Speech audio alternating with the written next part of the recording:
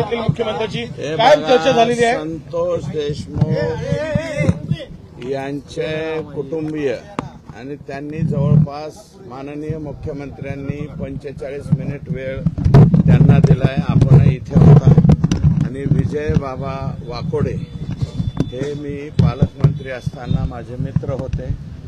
दुर्दैवानं त्यांचा जो अंत झालेला आहे, जे परभणीमध्ये वातावरण झालं होतं ते शांत करण्यासाठी जी धावपळ केली गेली, त्या धावपळीमध्ये त्यांचं दुर्दैवानं निधन झालं. आणि या बाबतीमध्ये मी नाही, सभागृहामध्ये माननीय मुख्यमंत्री महोदयांनी सांगितलं होतं आणि सभागृह संपल्याच्या नंतर मी स्वतः परभणीला गेलतो. परभणीला बाबांच्या घरी गेल्याच्या नंतर सर्व कुटुंबियांनी विनंती केली होती, मी स्वतः, की आपण सर्वजण, मी साहेबांची वेळ घेतो, साहेब आपल्याला वेळ देतील, आपण मुंबईला यावं. त्याप्रमाणे कुटुंबीय आणि तिथले माजी आमदार आदरणीय सुरेशदादा देशमुख, सोनकांबळेजी, माजी महापौर आणि बाबांचे थोरले चिरंजीव, धाकटे चिरंजीव सर्वजण आले.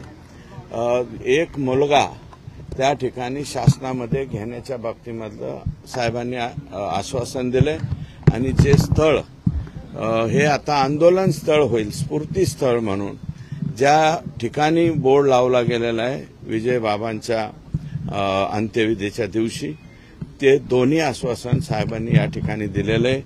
आणि जे मुलांचा काहीही संबंध नाही आंदोलनामध्ये आणि त्यांची नावं FIR मध्ये आलेली आहेत, चार्जशीटमधून जे फक्त ऍक्शन मोडमध्ये आहेत तेवढ्यांच्यावरतीच कारवाई होईल. इतर मुलांच्यावरती जे अनुकंपा धारकास पात्र आहेत, नोकरीस पात्र आहेत, अशा मुलांच्यावरती जे काही गुन्हे दाखल झालेले आहेत, सीएम साहेबांनी सांगितलं की ते सर्वच्या सर्व चार्जशीटमधून वगळण्यात येतील, हेही आश्वासन दिलंय. आणि संतोष देशमुखच्या बाबतीमध्ये एकाही व्यक्तीला सोडलं जाणार नाही, जो कितीही मोठा असो, काहीही असो. आणि ते मला वाटतं त्यांचे बंधुराज हे आपल्याला या ठिकाणी बोललेत. बऱ्याचशा बाबी अशा आहेत की आज तपास यंत्रणा हे असल्यामुळं काही गोष्टी मीडियाच्या पुढे बोलून तपासामध्ये काही अडचणी निर्माण होऊ नयेत अशा प्रकारचं काही मी वक्तव्य या ठिकाणी करणार नाही. धनंजय देशमुख जे बोलले त्याच्याशी मी समर्थन आहे. फक्त याच्यामध्ये इन्व्हॉल्वमेंट ज्यांची येईल ते सगळेच्या सगळे आतमध्ये जातील अशा प्रकारचं आश्वासन माननीय मुख्यमंत्र्यांनी त्यांना दिलंय. राजीनामाची मागणी अजून पकडून धरली आहे. हे बघा, धनंजय मुंडेंच्या राजीनाम्याची मागणी आम्ही करायला इथं आलेलो नाही. कुटुंबियांचं जे दुःख होतं ते सांगितलं. मूळतः संतोष देशमुख हा भारतीय जनता पार्टीचा 2019च्या निवडणुकीमध्ये प्रीतमताई मुंडे यांचाही बूथ प्रमुख आहे. त्याच वेळेसच्या निवडणुकीमध्ये नमिता मुंदडांचा बूथ प्रमुख आहे. कालच्या लोकसभेमध्ये तो पंकजाताई मुंडे यांचा बूथ प्रमुख आहे आणि आत्ताच्या निवडणुकीमध्ये नमिता मुंदडांचा परत बूथ प्रमुख. आमचा भाजपचा बूथ प्रमुख हरवलेला आहे.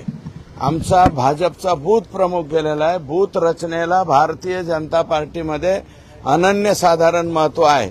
मग त्याच्या पुढं कुणी कोणताही, मी नाव कोणाचं घेणार नाही, पण इन्व्हॉल्वमेंट असेल तर त्याला जावं लागेल आणि तेही बिनभाड्याच्या खोलीत जावं लागेल. राजीनामा हे त्या गोष्टी नंतरच्या राहील. देशमुख यांचे बंधू असं म्हटले की या भेटीमध्ये काही पुरावे आम्ही फडणवीसांना दिलेले आहेत, त्याचा अर्थ तपासाचे पुरावे पोलिसांनी घेतले नाहीत का?